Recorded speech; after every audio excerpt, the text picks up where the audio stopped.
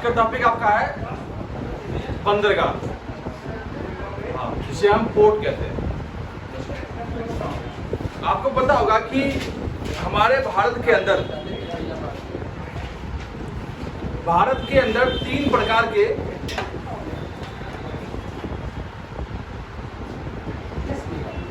मार्ग है। एक मार्ग जो है जिसे जलमार्ग कहते हैं, एक मार्ग जिसे हम सड़क मार्ग कहते हैं, और एक मार्ग जो आपका है उसे कहते हैं हम वायु मार्ग। आपको पता होगा कि सड़क मार्ग में सबसे अधिक खर्च होता है। सड़क मार्ग अगर हम ट्रैवल करते हैं या बड़े बड़े व्यापार होते हैं तो उसमें ज़्यादा ही टैक्स वैक्स देकर बहुत ज़्यादा खर्च होता है, लेकिन वहीं समुद्री मार्ग का रास्ता सस्ता होता है। और आप देखोगे तो दुनिया में सभी जगह तो लैंड से जुड़ा तो है नहीं।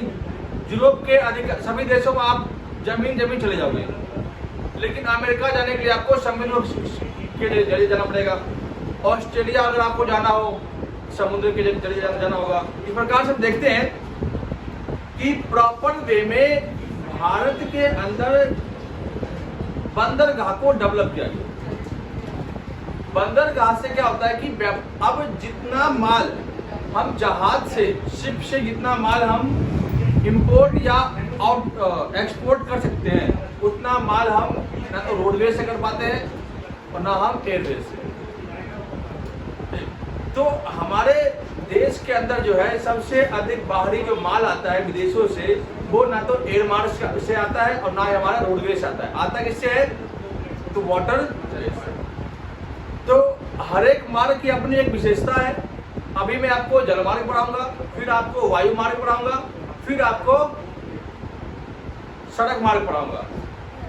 तो तीनों मार्ग के बारे में पढ़ना है और तीनों मार्ग से क्वेश्चन आपको बनते हैं ज्योग्राफी के विभाग से।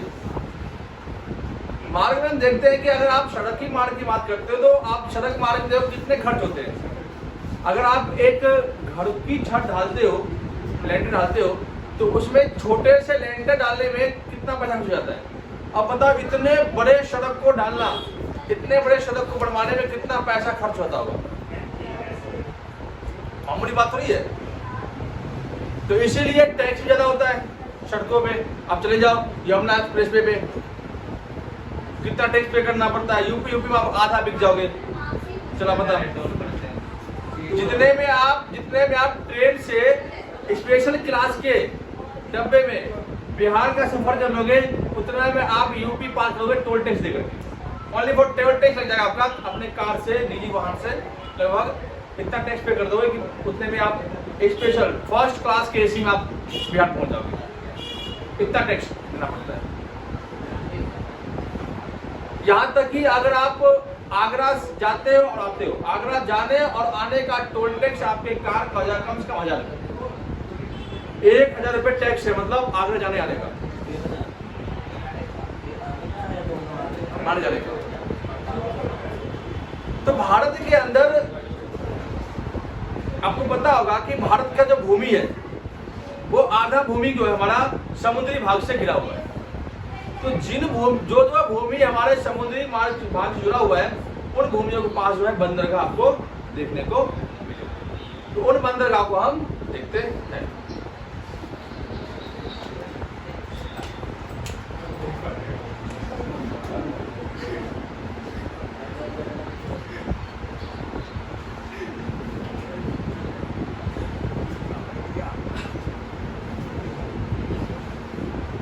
देखो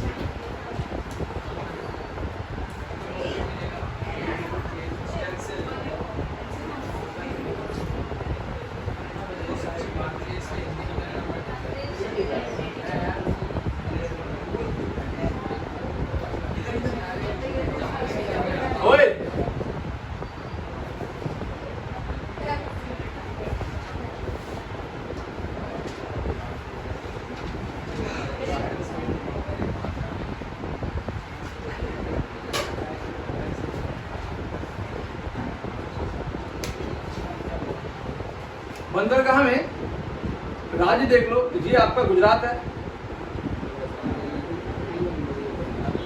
ये आपका महाराष्ट्र है,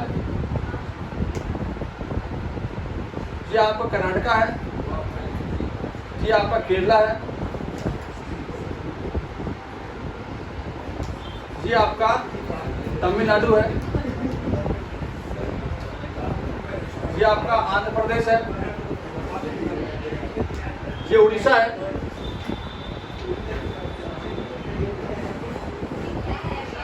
ओए, और ये आपका वेस्ट बंगाल है।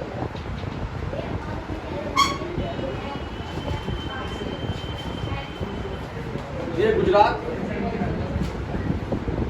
महाराष्ट्र, आंध्र प्रदेश, यहाँ पे गोवा, गुजरात, महाराष्ट्र, कर्नाटका, गोवा, केरला, तमिलनाडु, आंध्र प्रदेश, उड़ीसा और पश्चिम बंगाल, और ये आपका हो गया अंडमान निकोबार। इन्हीं एरिया के बंदरगाह हमें देखना है। बंदरगाह तो बहुत है भारत में, लेकिन हमें मुख्य बंदरगाह, जो बड़े बड़े बंदरगाह है जहां से इंटरनेशनल ट्रेड होता है, ट्रेड, उनको देखना है।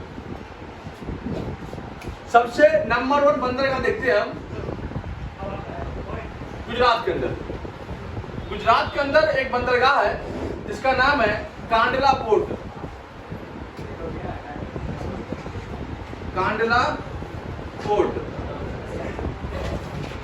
कांडला बंदरगाह भारत के अंदर सबसे ज्यादा बिजी और बेस्ट बंदरगाह है आपका कांडला बंदरगाह या कांडला पोर्ट। कांडला पोर्ट का वर्तमान में जो नाम है वो नाम बदल कर दिया गया है दीनदयाल उपाध्याय बंदरगाह। ठीक है, कांडला पोर्ट का जो है नाम बदल कर दिया गया है दीनदयाल उपाध्याय बंदरगाह। भारत के अंदर सबसे बिजी बंदरगाह है। बिजी इसलिए है क्योंकि इस बंदरगाह को मुक्त कर दिया गया है, फ्री टैक्स कर दिया गया है। इस बंदरगाह से कोई टैक्स नहीं लिया जाता है। इसलिए कहने का मतलब, अगर आलू पूरी अगर बिक रहा है पैसे देकर तो भीड़ कम होगा, और वही भंडारे का मिल जाए तो लाइन लगी रहती है। तो बात वही है, कांडला पोर्ट एक प्रकार से फ्री पोर्ट है, फ्री ट्रेड पोर्ट है, इसलिए यहाँ जो है ज्यादा भीड़ लगी रहती है और सबसे बिजी पोर्ट है भारत का। और बिजी होने के कारण हम देखते हैं कि इसका नाम बदल कर दिया गया दीनदयाल उपाध्याय बंदरगाह। तो भारत का एकमात्र बंदरगाह जो सबसे बिजी बंदरगाह है, जो कहाँ पे है, गुजरात में है। गुजरात के अंदर ये आपका कच्छ की खाड़ी है। क्या है? कच्छ की खाड़ी। ठीक है, गल्फ ऑफ कच्छ कहते हैं इसको। इसके बाद मुंबई में 2 बंदरगाह है। एक बंदरगाह का नाम है मुंबई बंदरगाह, मुंबई पोर्ट, और एक का नाम है जवाहर बंदरगाह, जवाहरलाल बंदरगाह, नावासाकी बंदरगाह। उसका नाम है नावासाकी बंदरगाह, नावासाकी बंदरगाह। इसी नावासाकी बंदरगाह का नाम बदल दिया गया, रख दिया गया है जवाहरलाल पोर्ट। ठीक, जवाहरलाल बंदरगाह। ठीक है, जवाहरलाल नेहरू बंदरगाह कह लो इसको। जवाहरलाल नेहरू बंदरगाह और मुंबई बंदरगाह हम देखते हैं तो मुंबई बंदरगाह भारत का सबसे बड़ा बंदरगाह है।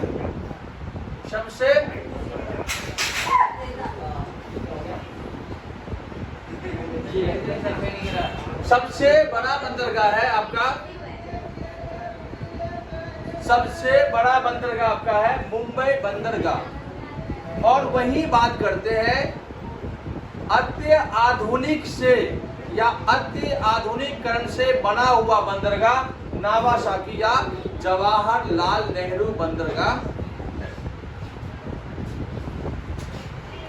जहां बात करते हैं दीनदयाल उपाध्याय सबसे बिजी बंदरगाह है और मुक्त व्यापार यहाँ से होता है।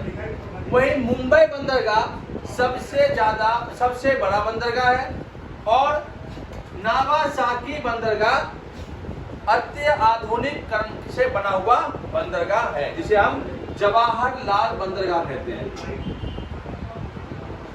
जवाहरलाल नेहरू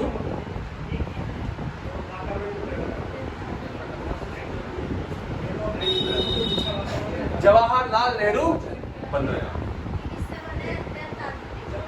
अत्य आधुनिकीकरण से न्यू तकनीक से बनाया हुआ बंदरगाह है।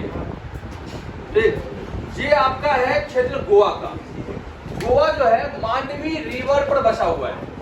इस पे मांडवी रिवर पे मांडवी रिवर पर बसा हुआ है गोवा आपका। तो मांडवी रिवर जो है आपको पता होगा, नदियां अपने साथ गाद लाती है, मलबा लाती है। तो नदियां जो है, अगर हम बात करते हैं पूर्वी भारत नदियां, मान लो एक गोदावरी नदी है, तो गोदावरी नदी जो है डेल्टा बनाती है, डेल्टा।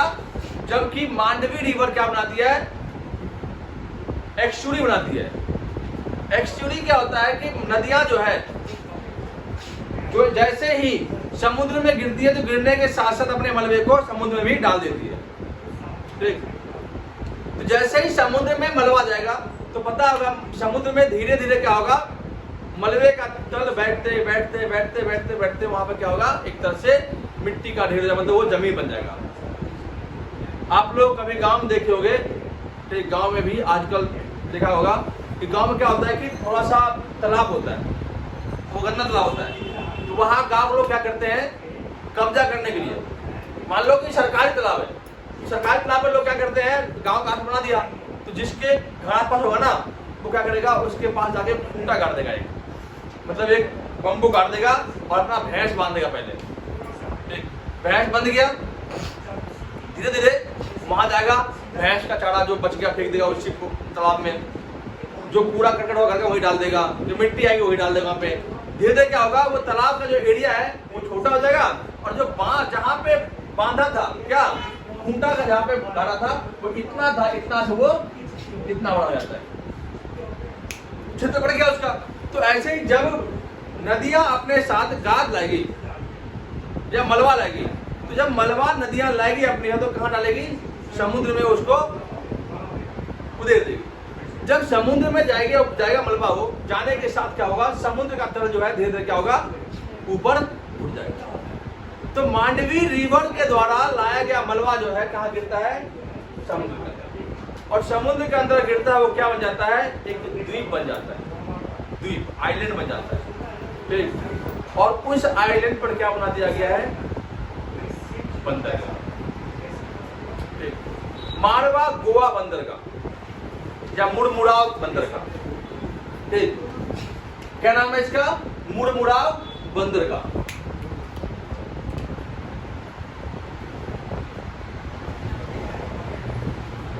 मुड़मुड़ाव बंदरगाह कहां पे है, तो आपके गोवा के अंदर, गोवा के इस पे द्वीप पर बसा हुआ है और नदी द्वीप है ये।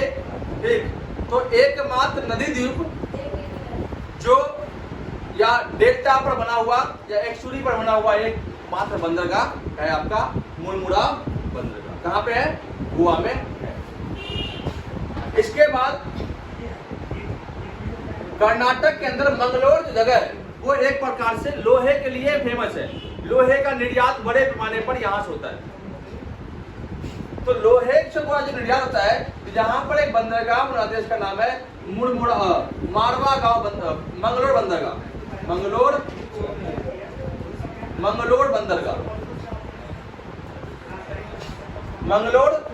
बंदरगाह। अब नंबरिंग कर देते हैं। देखो, एक नंबर पे आपका क्या है, कांडला पोर्ट। दूसरे नंबर पे क्या है, मुंबई पोर्ट। तीसरे नंबर पे क्या है, नागासाकी या जवाहर पोर्ट। चौथे नंबर पे क्या है, मुड़मुड़ाव पोर्ट। ठीक, पांचवें नंबर पे क्या है, मंगलोर पोर्ट। और अब अरब सागर की रानी जिसे कहते हैं वो है कच्छ बंदरगाह। कच्छ कहां पे, कोच्चि बंदरगाह, सॉरी कोच्चि बंदरगाह। कोच्चि कहाँ पे है? तो आपका केरला के अंदर है। ठीक, तो अरब सागर की रानी कौन सा बंदरगाह कहते हैं? कोच्चि बंदरगाह को। तो कहाँ पे है? केरला के अंदर कोच्चि बंदरगाह। हाँ हाँ, कोच्चि बंदरगाह कहाँ पे है? केरला के अंदर है। हाँ ठीक है, कोच्चि के अंदर, कोच्चि बंदरगाह आपका कहाँ पे है? केरला के अंदर।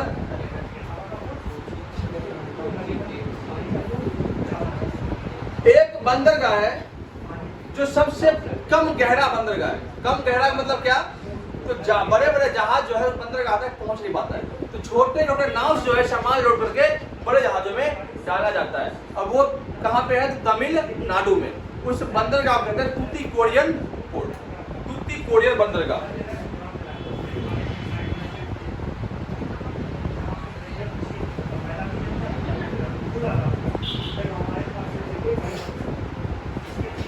तूतीकोरिन बंदरगाह जो है सबसे कम गहराई पर बंदरगाह है, जहां पे बड़े जहाज बहुत ही कम आते हैं। कहां पे है? तो आपका तमिलनाडु में है।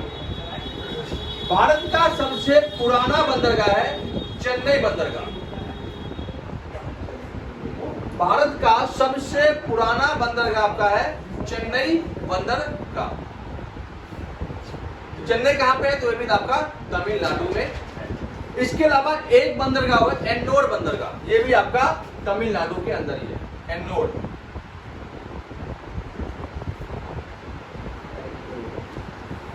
एन्नोर बंदरगाह। तो एक नंबर पे आपका कांडला पोर्ट, दूसरे नंबर पे मुंबई पोर्ट, तीसरे नंबर नावासाकी, चौथे नंबर पे मुरमुराव बंदरगाह, मुरमुराव बंदरगाह, पांचवें पे मंगलोर बंदरगाह, छठे पे आपका कोच्चि बंदरगाह, सातवें पे आपका तूतीकोरिन, आठवें पे आपका चेन्नई बंदरगाह और नौवें पे आपका एन्नोर बंदरगाह। ये आपके नंबरिंग सिस्टम बता दिया है। एक नंबर पे आपका कांडला पोर्ट है, दूसरे नंबर पे मुंबई पोर्ट है, तीसरे पे जवाहर पोर्ट है जिसे हम नावासाकी पोर्ट कहते हैं, चौथे पे आपके मुरमुराव पोर्ट है, पांचवें पे आपका मंगलोर पोर्ट है, छठे से आपका कोच्चि पोर्ट है, सातवें में आपका तूतीकोरिन पोर्ट है, आठवें में आपका चेन्नई पोर्ट है और नौवें में आपका एन्नोर पोर्ट है। ये आपके महत्वपूर्ण पोर्ट है। इसके अलावा सबसे सुरक्षित बंदरगाह विशाखापट्टनम बंदरगाह।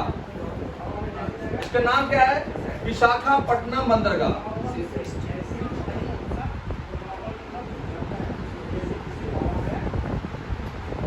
विशाखापट्टनम बंदरगाह जो है डॉल्फिन के नाक के तरह एक पहाड़ी है, उसके बगल में बना हुआ है। सब भारत का सबसे सुरक्षित बंदरगाह है। जो डॉल्फिन का नाक है ना, उसके साइज में बंदरगाह बना हुआ है। क्योंकि जो साइज में देखोगे इस प्रकार से तीनों तरफ से डॉल्फिन नाक से पहाड़ी ने घेर रखा है। तो भारत का सबसे सुरक्षित बंदरगाह विशाखापट्टनम बंदरगाह या पोर्ट है। जब 1972 का युद्ध हुआ था भारत पाकिस्तान का, तो हमारा जो INS तलवार जो था उसको यहीं पे आकर के छुपा दिया था INS गाजी से बचाने के लिए। मैंने आप लोगों को पढ़ाया था। तो विशाखापट्टनम पोर्ट कहाँ पे है? तो आपके आंध्र प्रदेश में है। भारत का सबसे सुरक्षित बंदरगाह माना जाता है। उड़ीसा के अंदर एक पोर्ट है, इसे कहते हैं पारादीप। पारादीप से जो है चावल का निर्यात होता है। कहाँ पे? सिंगापुर, मलेशिया, इंडोनेशिया, थाईलैंड, इन देशों में चावल का निर्यात होता है। तो भारत के अंदर चावल अनुसंधान केंद्र कौन सा है? तो उड़ीसा के अंदर एक जगह है कटक। कटक क्या है आपका? कटक आपका है चावल अनुसंधान केंद्र है। पारादीप बंदरगाह, पारादीप बंदरगाह से क्या निर्यात होता है? चावल निर्यात होता है। तो आपका भारत के अंदर उड़ीसा में एकमात्र बंदरगाह पारादीप बंदरगाह। इसके बाद पश्चिम बंगाल के कोलकाता में एक बंदरगाह जिसे कोलकाता बंदरगाह कहते हैं। क्या कहते हैं? कोलकाता बंदरगाह, जो कि हुगली नदी पर बना हुआ है। तो नदी के ऊपर बना बंदरगाह कोलकाता बंदरगाह। तो अब नंबरिंग देख लो, विशाखापट्टनम 10, पारादीप 11 और कोलकाता बंदरगाह 12 नंबर पे है। और हाल फिलहाल में एक नया बंदरगाह बना है, वो आपका है पोर्ट ब्लेयर बंदरगाह। क्या नाम है? पोर्ट ब्लेयर बंदरगाह।